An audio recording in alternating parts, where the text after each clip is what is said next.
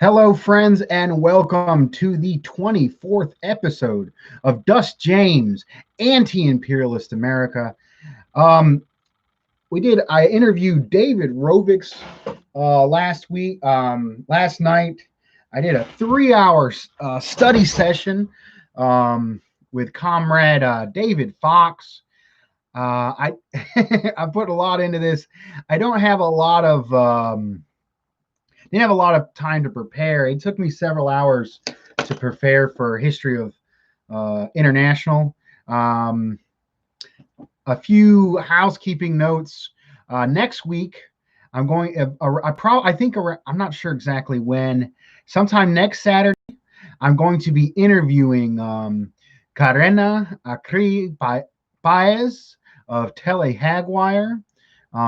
Trying to interview the members there. Great struggle from the working class Chicano nationalist perspective against the synthetic left and cancel culture. I'm excited about that interview next week.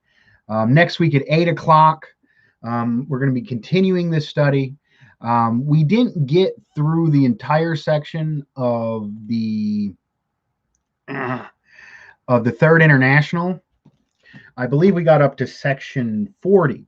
So we're going to do 40 to the end, chapter 40 to the end of chapter part 3 next week. That's going to be exciting. Today, I'm just going to mostly inspired by being able to meet my hero, David Rovics, one of my musical heroes, David Rovics. I'm going to go through my record collection today, and I'm going to talk about revolutionary themes in music, even country music, which you don't really think of as being revolutionary, but there are revolutionary sentiments in country music. So I have a deep. I guess I'll talk about country music first. I have a deep attachment to country music. I'm originally from upstate New York, and I have an uncle. My mom and my dad met playing in a country western band in the, I think, 70s or 80s. No, I think 80s. Playing in a country, and there was a rural area of upstate New York. Some would consider it northern Appalachia, and they played the golden hits of country. Cash and Hank Williams and stuff like that, Willie Nelson. And I had like a rejection to country music, like, oh, I don't want to listen to that.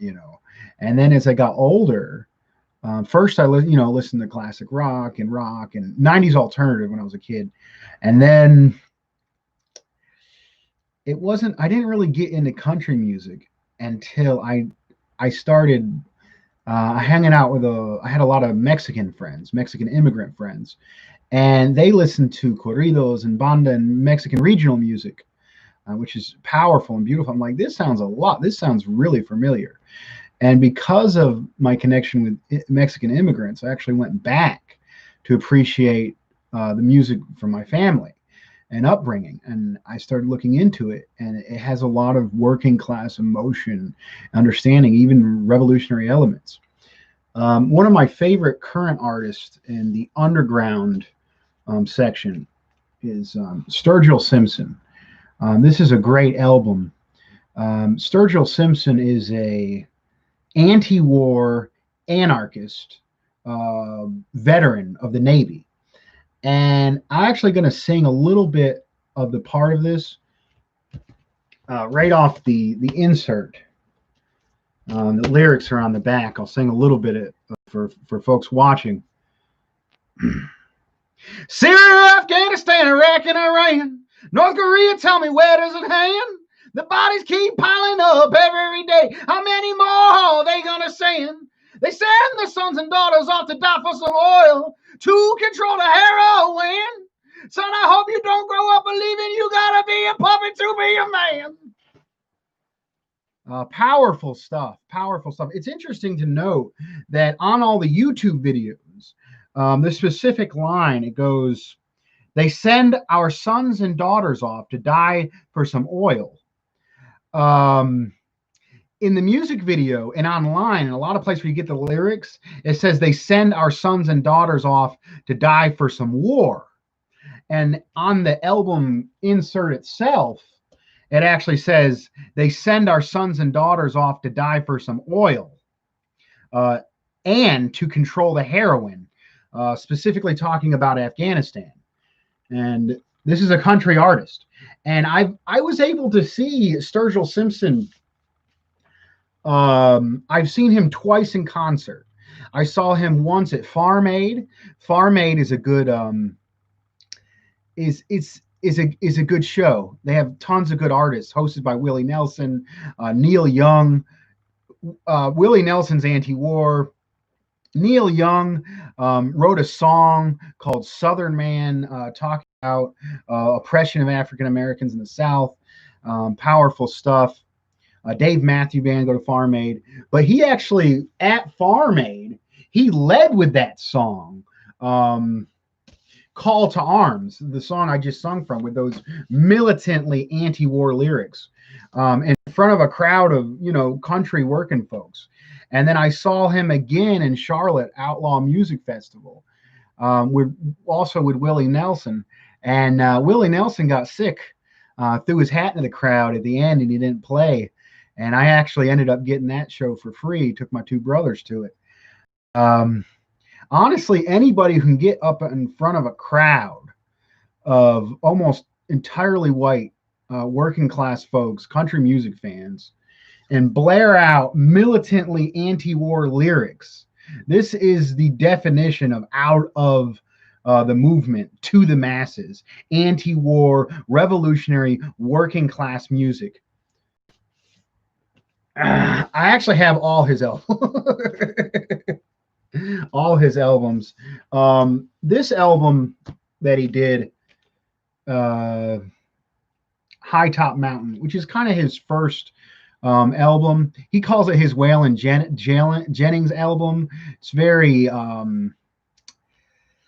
it's very stereotypical outlaw country kind of sound to it. And he actually does a really good song about the coal industry, Old King Coal. I don't even know if it has the slit with the lyrics on this one. It basically says, it's basically, if you follow my Facebook page, I recommend everyone follow my Facebook page. I think there's a link to it on my YouTube channel now. And I shared a podcast from Mint Press, and they talk about oppressed communities in Appalachia. And they talk about how the choice for people in Appalachia is welfare and pills or the coal mines. So when environmentalists come, and saying shut down, and privileged environmentalists come, and they act like the working people are stupid or something, they just turn a lot of people off. And I recommend people watching that. Listen to Old King Coal by Sturgill Simpson, the song, and watch that podcast from Mint Press. This is actually kind of this was a movie. This is a single 45. It actually has an interesting color on it. The Dead Don't Die, which is very nice, slow, kind of classic, pretty country music song. And it went in this, it was actually with, I think, Billy Crystal, and Sturgill Simpson did a zombie movie with this motif of kind of like they're zombies. Like people go back and do the same things after death. It's a beautiful song. My dad actually was involved in the protest movement, anti-nuclear movement in the 70s. And he wrote a song that's rather beautiful. I don't remember if I know the words. Let's see. I think I remember the words of my dad's song. It goes, video war games, they are the rage, creating soldiers at an earlier age. We're all zombies now. that one really stuck with me. Hearing that as a child, it was kind of a folk country song that my dad wrote. I think he did another one about nuclear power, which was interesting. This one, this is an interesting one. He kind of merges. He merges psychedelic music with country. His song, it talks this is heavy on drug use. There's actually a truck driver song, "A Long White Line," which is pretty good. It talks about the realities of being a truck driver. Let me see if they got lyrics on the inside of the cover on this. No, it's just kind of a spoof kind of thing. Maybe it's on the inside. I think there's lyrics on the inside of it. Get long white line. Maybe I'll sing a bit of that. Turtles all the way down. No, it might be a song he didn't wrote. I'm not sure, but it's a good truck driver song. All right, this album, Sound and Fury, that's Sturgill. So Sturgill, I don't know, he's a working class guy from Kentucky. He kind of got burnt. He didn't really like that he was forced to do that first album. He felt like he was forced to do that first Wailing Jellins album, and he kind of rebelled with his second album with like psychedelic stuff. And then his third album was actually dedicated to his son and had a lot of anti-war stuff. He actually went on I shared a Facebook page where he went on Saturday Night Live, and he talked about he sung that song about the one I sung about oil and heroin and anti-war, militant anti-war stuff. Went on Saturday Night Live.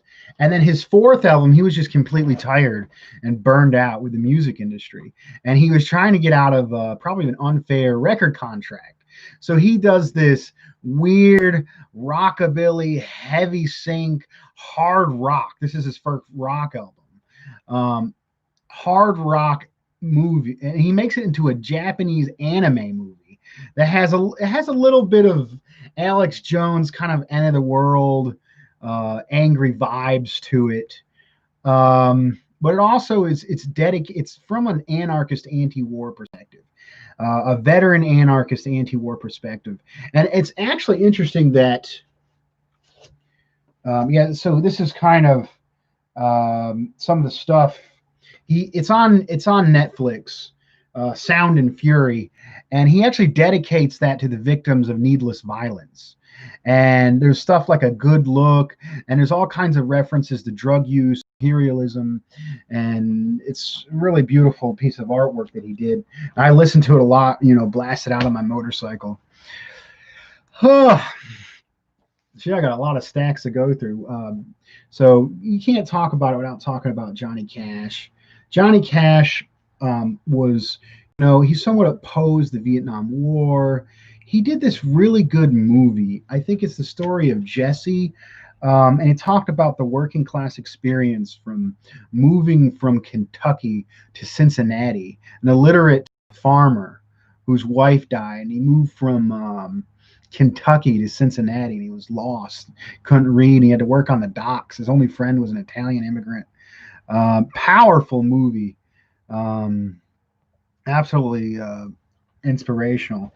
But Johnny Cash, he echoed a lot of the sentiment with his Man in Black, about living in the hungry, hopeless side of town, and echoed like some of the injustices in our society. Willie Nelson. Willie Nelson came out strongly against the Gulf War. Willie Nelson hosts Farm Aid. Willie Nelson recently did a song called Immigrant Eyes, talking about the history of immigrants. It's kind of a liberal more to it. I honestly think he has a lot of working class following. I think his politics have become more liberal over the years. rather than revolutionary, but it's a segment of working class understanding and working class music. All right, next one, Drive-By Truckers. Drive-By Truckers on this kind of like their outtakes album, they did this song called TVA, which is talking about the importance of the Tennessee Valley Authority. Like I said in my study, the Tennessee Valley Authority under Roosevelt was inspired and pushed by communists here, inspired by the 5-year plans of Stalin. So, and it brought power. It's in the lyrics. It says it brought power the most to the South. His father, well, I think his grandfather or the father of his grandfather was a sharecropper. They couldn't have any money. The government came down, telling them to put down the plow, get on the field, get out of the field, go build the dam that gave power the most to the South. And it's praising Franklin Delano Roosevelt and giving workers hope. It was communist here and Stalin and the Russian people that inspired the government here to do that. Okay, Neil Young. This is actually his country album. Neil Young's mostly a rock artist. Back to the Country. Are There Any More Real Cowboys? Neil Young's interesting. I remember when I saw him at Farm Aid, he saw a person in the crowd with a "Fuck Monsanto" shirt. He yells, "Fuck Monsanto!" This revolutionary ideas of neighbors feeding themselves. It's kind of beautiful. And he's also a part of Farm Aid, and like I said, he did his song "Southern Man," which talked about some of the injustices in the South. And it's interesting that Drive-By Truckers, there was a feud between Lynyrd Skynyrd and Neil Young. I think in Sweet Home Alabama, they actually did a call out against Neil Young. So Southern Man don't need him anyhow. I mean, Lynyrd Skynyrd's interesting working class music, but it represents a lot of. They use the Confederate flag. They have white supremacy, but there was a feud between Neil Young and Lynyrd Skynyrd, and I don't know, and actually, Drive-By Truckers are from Alabama. They go into some of that feud. It's interesting, and I think Southern Rock Opera album. Here's an interesting artist, Johnny Paycheck. There's a beautiful picture of Johnny Paycheck out on a strike, on a union strike, I think with the Teamsters, holding one of his songs, "Take This Job and Shove It." Strong working class song. Talking fed up with your job. I wish I had the nerve to say, "Take this job and shove it." Went out with the went on strike. There's a beautiful picture of him in his big hat and his beard. "Take this job and shove it." It's beautiful. He is firmly a part of outlaw country, underground, more gritty, grungy, working class music. You don't hear a lot about Chicano artists or Tejano artists, and Johnny Rodriguez, who is also firmly part of the outlaw scene. You saw he's hitchhiking with his guitar right by the cops, and his song "Thumbing My Way to Mexico" is rather beautiful.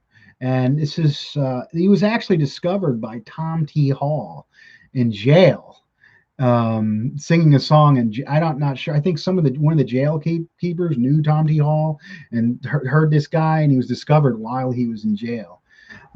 Interesting, beautiful song, and he does quite a bit of music in Spanish and English, and he did this duet on national television with Johnny Cash, talking. Actually, I think it was Woody Guthrie or Pete Seeger's song "Deportee." Not sure who wrote "Deportee," but "Deportee" that talks about the exploitation of Mexican, mostly Mexican and Latin American, South American immigrants, and how your labor was used, and then they weren't paid, they were deported. It was a plane crash. And it's nothing but deportees. So I'd love to share that that video. Johnny Rodriguez, Johnny Cash singing "Deportee." Share that in racist, uh, backwards groups because they claim to love Johnny Cash. They see Johnny Cash singing a song about the injustice of immigrants with a Chicano artist or Tejano artist. Another Chicano artist, every this beautiful sound, sings in English and Spanish. Freddie Fender. Freddie Fender worked in the fields um, and made it to the heights of country music. It's inspiring story and beautiful music, mostly in the 70s. Okay, we're getting more, as I'm going down the stack, I'm getting more and more into some of my favorite country artists. Chris Christopherson was the lead actor in the movie Convoy. And Convoy is a trucker movie. I believe that was released in 1979. And it's pro-labor, it's anti-racist. And to this day, you see truckers with the rubber duck on the front, the big fat duck on the front of their truck because of the movie Convoy. And Chris Christopherson, brilliant songwriter, was a Vietnam veteran, and he did a complete 180. He wrote a song early on about Vietnam blues, talking about interacting with protesters. And there's this interesting video on YouTube where he talks about he made a complete turnaround. Later in his, he's still alive, but in the 80s, he came out vocally as an anti-imperialist against the war in Vietnam. And he actually wrote a song, Sandinistas. Just Google Chris Christopherson, Sandinistas. And in the video, he talks about he was invited by the Sandinista government to play the song Sandinista. I can just do the main line. Sandinista, you can hold your head up high. Just beautiful anti-imperialist working class solidarity from the working class here to the anti-imperialist countries overseas. Chris Christopherson's song Sandinista. One of the people who died recently, I mentioned this in earlier. He did a song, Sam Stone, about the realities of veterans when they come back being drug addicted and downtrodden. He actually did a song, Your Flag Decal. Your Flag Decal Won't Get You into Heaven Anymore, which is a song against the Vietnam War. He sung it against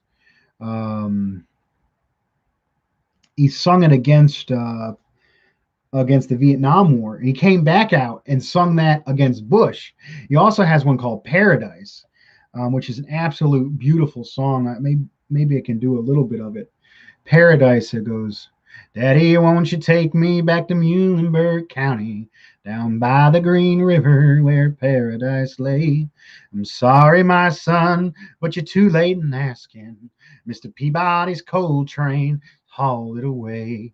So it's a militantly environmentalist song from a country author. It's people that live in the country have to deal, working class people in the country have to deal with the pollution of the big energy companies. And it was interesting. I was driving around, and I was driving through, I think St. Louis, Missouri, and I saw the Peabody Energy Company. I'm like, wow.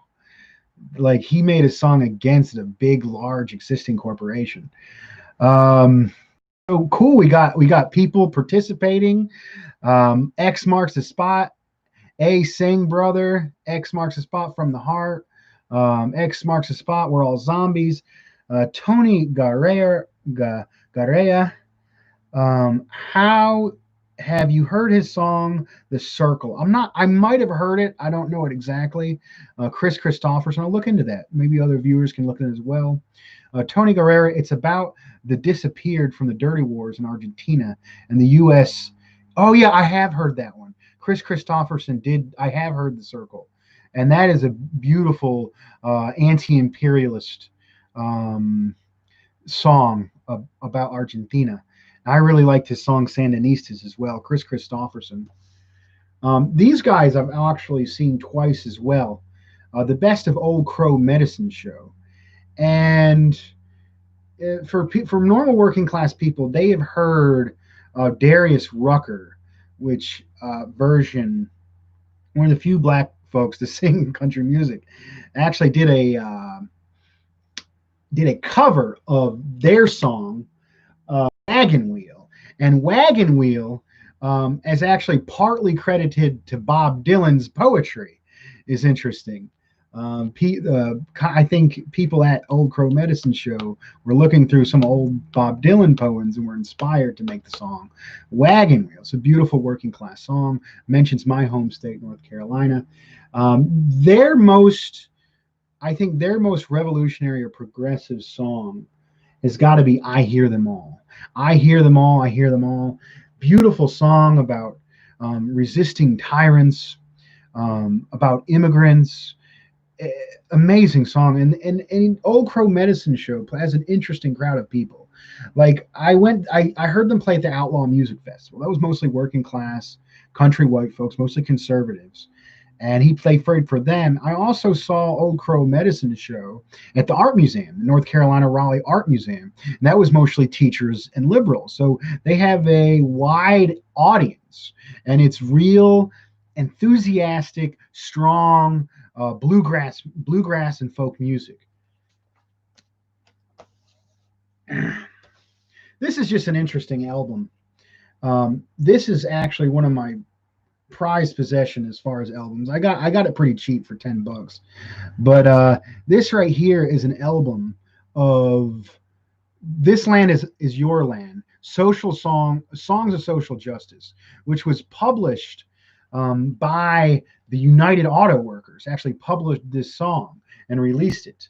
Not sure which year, but this album has "This Land is Your Land," um, "Ballad of Rosa Parks," 16 Tons by Tennessee Ernie Ford, beautiful working class song. We're talking about the coal mines. "Strange Fruit," Billie Holiday. "Blown in the Wind," Peter, Paul, and Mary.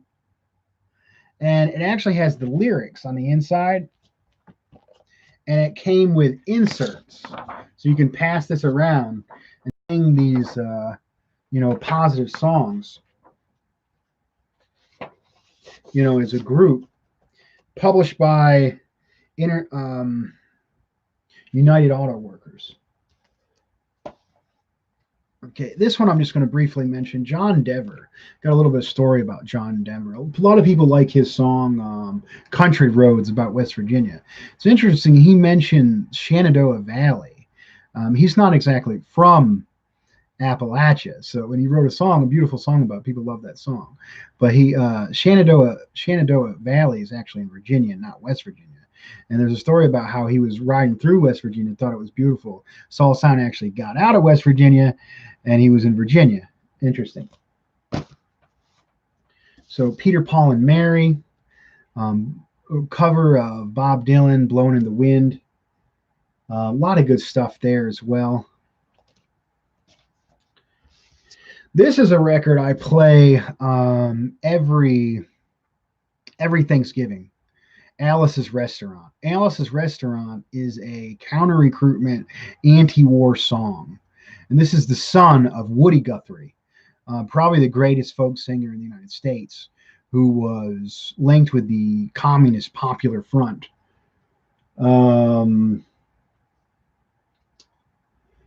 So check that. I play this Alice's Restaurant. So the guy goes in the recruitment office and he sings the song Alice's Restaurant. Say, what if it's a movement? And there's an interesting. I saw an interesting kind of story where where he there's, I think the song is a very long song. It's like 18 minutes and something exactly. And there's a part of the Nixon tapes where they cut out that whole section, was redacted, but exactly 18 minutes and something long. And then Arlo Guthrie, I think, talked with somebody and found like an open copy of this album in the Nixon storage. It was interesting. Pete Seeger, really out of the movement. More liberal politics, but also militant union politics. Um, does versions of Which Side Are You On, Guantanamera, uh, Little Boxes, beautiful. David Rovics actually has a good This Week with David Rovics song podcast, talking a little bit more about the history of Pete Seeger. I'll catch up on some of these comments. Tony Guerrera. It's about okay. Do you know? Do you know about Dean Reed, the Red Elvis? Yes, I have. I've seen some of the stuff about Dean Reed, the Red Elvis. Yes, he was a pop singer that lived in West Germany or East Germany. Soviet Union was very pro-communist. Pete Seeger was Communist Party USA for quite a while. Right on. And next one, Bob Dylan, Bringing It All Home. Subterranean Homesick Blues, referencing the Weatherman group. Don't need a weatherman to know which way the wind blows. He really comes out. His politics in recent years aren't the best. I think he's somewhat pro-Israel, but he really is an icon of resistant music in the United States. And he really is part of that tradition that Woody Guthrie and others came out of, that was influenced by the Communist Party and by the Popular Front, of going to working class people with working class music and appealing to their better interest, the push for social justice and working class power amongst the masses. The Weavers, Pete Seeger. This is interesting. This is actually, I love this record label. Everyone can look. Vanguard Records was actually I think a socialist or a communist record label, and they put a lot. They actually have classical music that they put out, classical music for the everyman. And Vanguard Records was the only people that would release Paul Robeson, Robeson's song. It's interesting, the music industry, it's become so monopolized. You're hearing less and less. Like the mainstream is stuck to these monopoly givers, and they're seeing less and less of revolutionary music and protest music.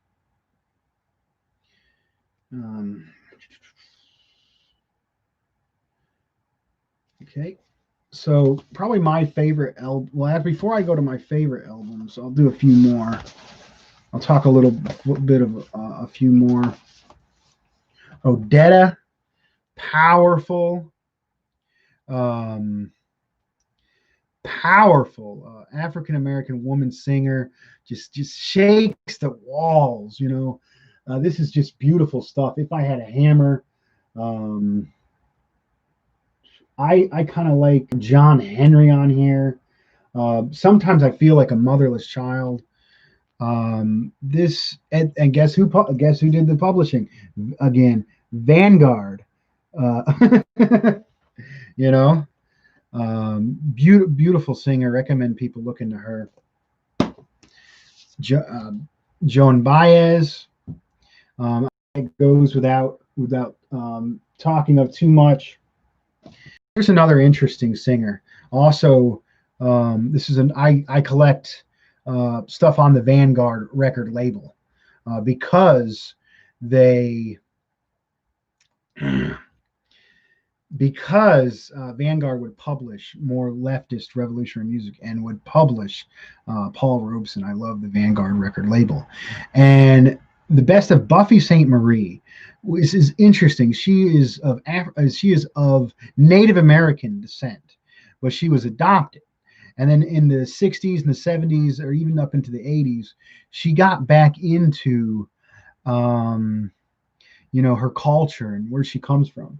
She does this beautiful song, My Country 'Tis of You, which is a brutal condemnation of the United States political system and culture from the Native American perspective.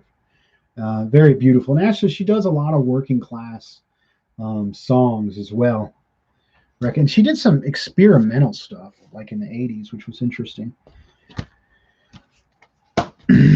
So this is one of my favorite albums. Greatest songs of Woody Guthrie. Woody Guthrie links to the popular front movement, sung songs, you fascist bound to lose, praising the Russians, praising the Chinese and the fight against fascism, children's songs, I Ain't Got No Home, the Dust Bowl tunes, beautiful songs. Woody Guthrie, absolute legend. And the big one, my absolute favorite singer of all time, Paul Robeson, praise Stalin, praise the Soviet Union. There's a beautiful picture of him, strong, large African American man amongst a crowd of Russian people being hung by this older Russian woman, with the quote of, "I felt like a full human being for the first time in the Soviet Union." I did his version of the Soviet national anthem on the study last night. I actually like his song "Every Time I Feel the Spirit." I might sing a little bit of that. It's actually a religious song, but it's how I feel about when I talk about socialism. Every time I feel the spirit moving in my heart, I'm free. That's how I feel about socialism and the legend of John Brown. He does on the 4th of July every year. I play Paul Robeson's version of John Brown's Body, and the only people that would release him, Vanguard Records, as well. And this one, I actually got the interview David Rovics yesterday. That was the first time I actually got to talk with him, video chat with him, and wow, he puts out funny songs, encouraging songs. I recommend people listening to The Battle of Blair Mountain, talking about the largest revolt and one of the largest revolts on U.S. soil.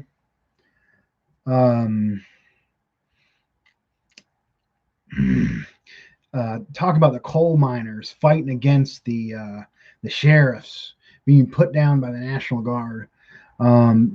St. Patrick's Battalion talks about the story of the Irish immigrants who faced injustice in Ireland, pushed down to fight against the Irish people. I mean, the Irish people pushed down to fight against Mexican people, and they changed sides. He also does funny songs like "I'm a Better Anarchist Than You." He does a song "Vanguard," which I think should wake a few communists up every now and then and be like, come back down to earth. Theory is important. Understanding theory is important, but don't get so full of yourself. Get back down to earth and get into the masses. I think that's what the song "Vanguard." I think every communists should listen to and take to heart the words "Vanguard" and reapply themselves and get back into the mass movement. David Rovics, look up his songs, look into him. Probably the greatest folk singer of our time. And he's not just a folk singer, like all these other people I mentioned, maybe other than Paul Robeson and Woody Guthrie and some of the others. Deep understanding of history and of politics. His article of bullets, of triggers and bullets, linking the failures of the Social Democrats to the rise of Hitler, the failures of the Democratic Party to the rise of Trump. Beautiful podcast, and it's on Counterpunch. He has a Patreon. If folks are able to get on his Patreon, or that's he has his memoirs there. Maybe I'll catch up on a few of these comments. Tony Guerrera, good topic and video. Well, thank you. Red Dundanian, thank you for being Dundanian. Thank you for actively watching a lot of this and participating. You're one of the biggest friends of the show. Hi, Dust. How are you doing? Thoughts on the recent meeting with Trump and Elmo? Entering said it seems Trump fashioned the bourgeoisie wants a better relationship with Mexico, unlike trying to get rid. Yeah, Trump is actually.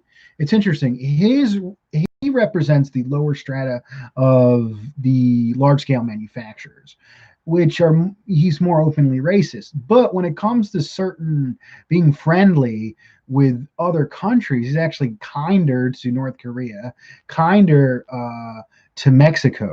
And it's a huge contradiction.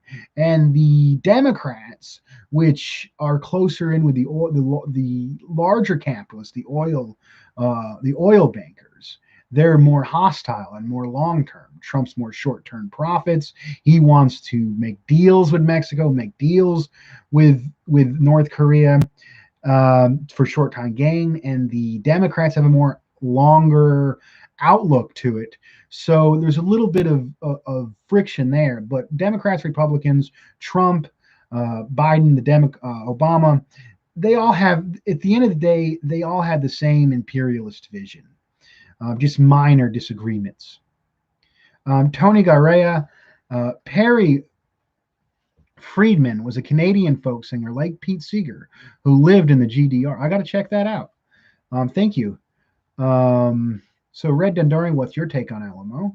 Red Dendorian, Elmo is a progressive force in Mexico, similar to Maduro in Venezuela.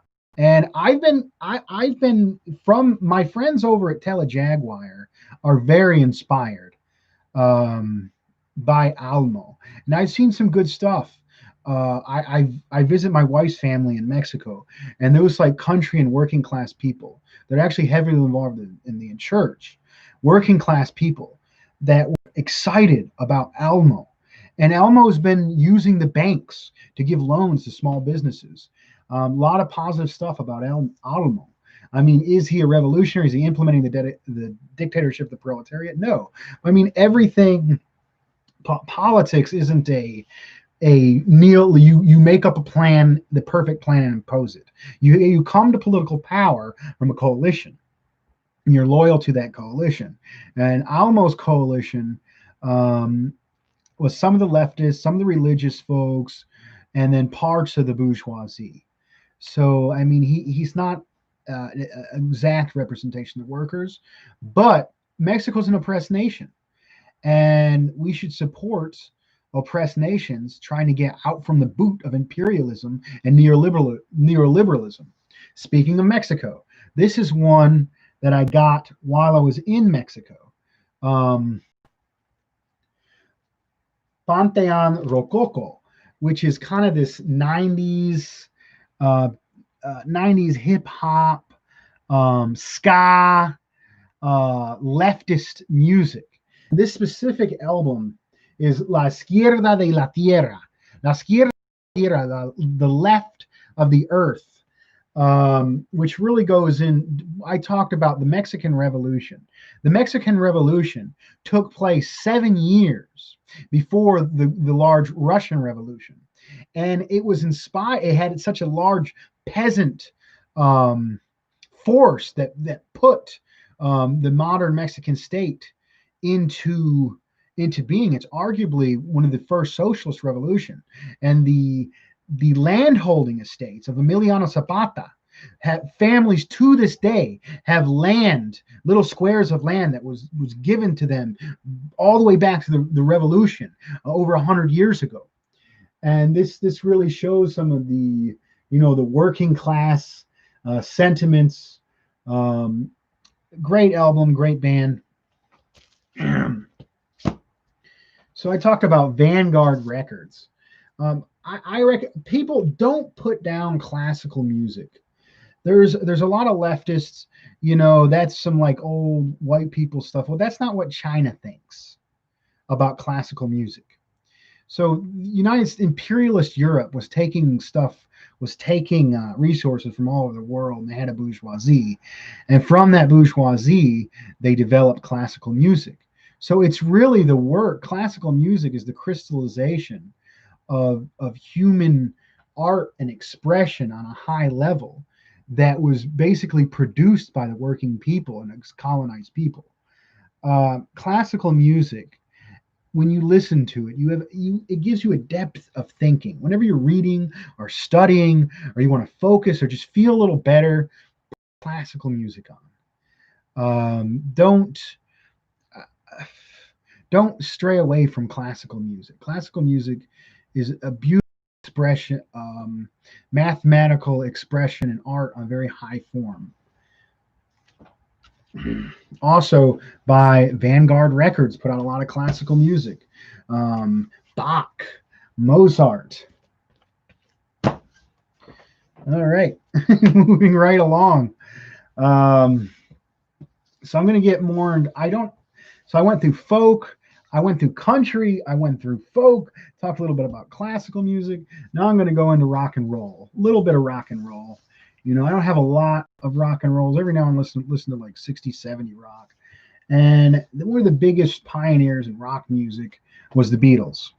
And they had some kind of like hippie vibes, actually that song Revolution was kind of counter-revolutionary, if you ask me. But then John Lennon, after he left the Beatles, got a little bit more radical. I mean, he wasn't like a revolutionary, but he was getting into that scene. John Lennon actually donated a lot of money to the Black Panthers and was very friendly with the Black Panthers. Two of his albums after breaking up with the Beatles, this one right here, I believe is his first one. And this one has Working Class Hero. And there's a beautiful verse in there about there's room at the top, they're telling you still. But first you must learn how to smile if you kill. If you want to be like the folks on the hill. Kind of like the dangle in the imperialist country of dangling healthcare and education over the working class that produces those resources. Kill and fight poor black and brown people overseas. And Working Class Hero is a beautiful song. He did John Sinclair he did a song about freeing John Sinclair, not on this album but in general. Power of the People. I actually had a pen pal that I met on Skype from China, and he loved John Lennon's song Power of the People. He was a Marxist, working class Chinese Marxist. Another John Lennon. This is Power of the People on it. Give Peace a Chance. Imagine. I play Imagine every. I play Imagine every New Year's, and I think the Fox network actually they used to play Imagine every New Year's, and I think they still do on some places, but Fox network actually muted Imagine, which was interesting. All right, here's one of my inspirations from the rock, Ozzy Osbourne. His songs, Dreamer, with Black Sabbath, War Pigs. He did an album when I was in high school, Black Rain. Very strong anti-war lyrics. If you listen to some of Ozzy Osbourne's environmental stuff, The Almighty Dollar off the Black Rain album, positive stuff. Went right through it. All right, here's one from the Vanguard album, which played at Woodstock. It was probably one of the more anti-war forces amongst kind of like the counterculture, hippie crowd.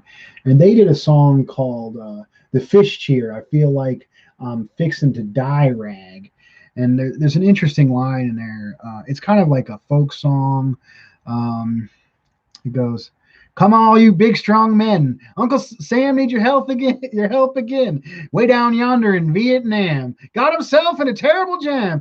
So put down your books and pick up the gun. We're gonna have a whole lot of fun. 'Cause it's 1, 2, 3. What are we fighting for? Don't ask me. I don't give a damn. Next stop is Vietnam." Just beautiful stuff. The name of it, Country Joe and the Fish. Country Joe is obviously a reference towards Stalin, and the fish is referring to a Mao quote. There's a line in there that goes, All you fathers, don't hesitate. There's a line that goes, fuck, you'll be the first one on your block to have your boy come home in a box. It's very flippant, sarcastic, anti-war sentiments. I thought it was rather positive. You know, the only people that would publish it, Vanguard Records again. And the last one, I think I put him on the bottom just because it was so heavy. That's Aaron Copland,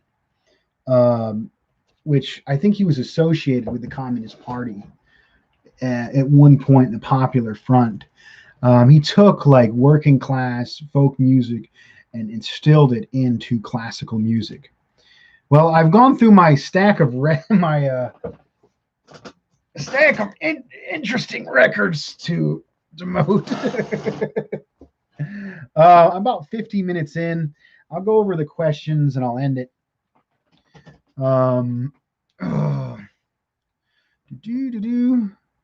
Red Dendaria, one trying to get rid of. Okay. Like Pete Seeger, what are your thoughts? So I don't have any questions. If anyone wants to ask anything else while I'm still on here, go ahead. If not, all right. Thanks for joining me today. Join me next week. I'll be interviewing Karena Akri Paez of Telly Hagwire. It's going to be a great conversation. I'm going to be continuing the study on the 3 internationals. We're starting on chapter 40. I'll be good to promote that. Follow Matt Cedillo on Facebook.